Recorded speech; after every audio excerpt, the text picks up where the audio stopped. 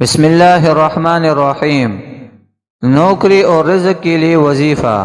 اللہ الصمد، بعد نماز فجر 100 مرتبہ اول آخر درود شریف 11 بار پڑھنے سے رزق زیادہ ہوگا اور قرض بھی ادا ہو جائے گا انشاءاللہ۔ نوکری کے لیے وظیفہ: اللہم اکفنی بحلالک عن حرامک واغننی بفضلک عمن سواک۔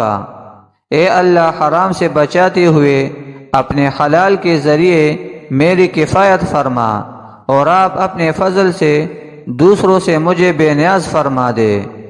اس دعا کو 3 تسبیح اول آخر درود شریف کے ساتھ پڑھ لیا کرے اور 2 رکعت نماز صلاۃ الحاجت کی پڑھ کر اللہ تعالیٰ سے دعا کرے، انشاءاللہ اچھی نوکری ملے گی۔